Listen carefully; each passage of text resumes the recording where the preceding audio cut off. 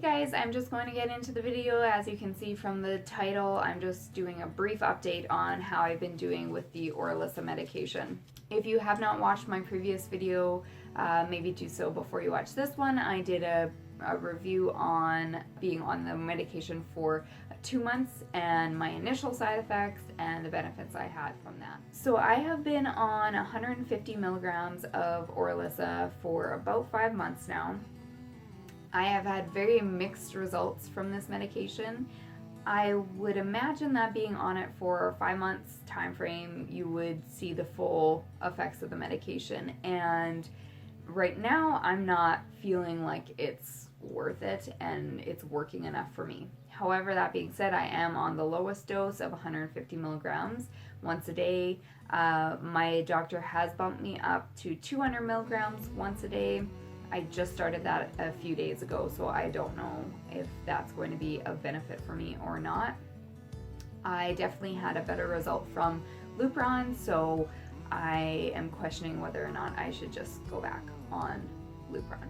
So the mixed results that I have had are that I have had a bit of a reduction in pain, but it's not consistent. I will go about a week of having a reduction in pain where I'm thinking, okay, this is working, and then all of a sudden I'm hit again with back to that excruciating pain every single day. And I seem to only have about a week at a time of relief, and then back to like a month's worth of no relief.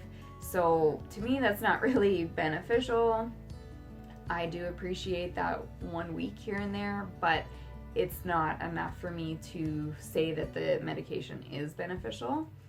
I also did recently get my period, which I hadn't had since starting the medication, and it was as horrible as ever. I had extreme pain during my period, I had a lot of bleeding, and it lasted a while, so nothing improved with a period on this medication.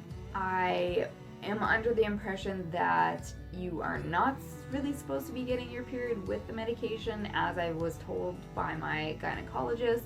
However, I think everybody reacts a little bit differently, so maybe some people will still have their period, but it's supposed to at least help with the pain. So for me, it did neither. So I had 4 months worth of no period, which is ideal for me because obviously, you all know they're horrendous, they are painful, and they interrupt a lot of your life. So it's hard to say right now if I'm going to see a benefit after switching to the 200 milligrams once a day. Like I said, I just started that a couple days ago, so I don't really know if that's going to be beneficial or if my doctor is going to get me to be on the 200 milligrams twice a day. I am debating whether or not to just go back on Lupron, and I don't know if any of you have had really good results from this Orilissa medication, or if you've had kind of similar to me where you've had mixed results.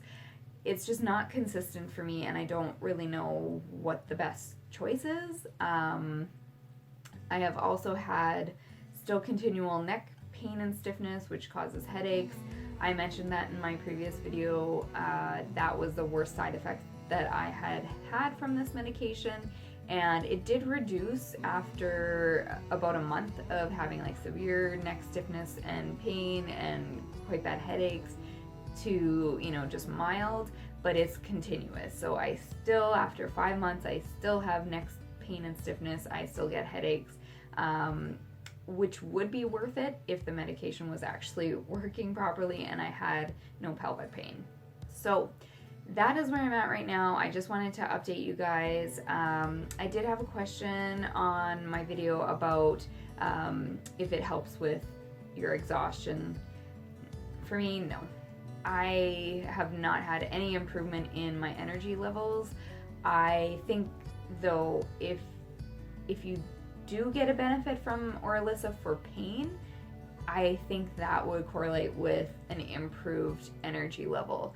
Pain just drains your energy. You're not sleeping properly. You're not able to function properly during the day with pain. So if you do have an improvement in the pain with Orilissa, I would think that that would mean you would have increased energy levels. So just because I haven't experienced something like that doesn't mean you're not going to. Another thing that I just wanted to mention as well is when I was on Lupron, I had a chocolate cyst or an endometrioma on my left ovary that while I was on the Lupron actually shrunk and became non-visible on an ultrasound.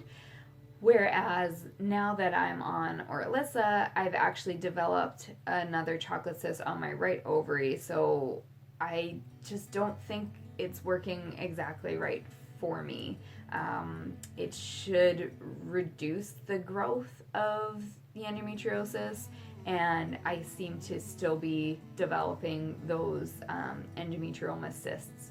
So again, I don't know if it's the low dose of the medication that I'm on or that this is just not right for me. So that is just my brief review. I plan to update you guys again once I go see my gynecologist and just see what she recommends, if she will recommend upping the dose or if I'm just going to go back to the Lupron.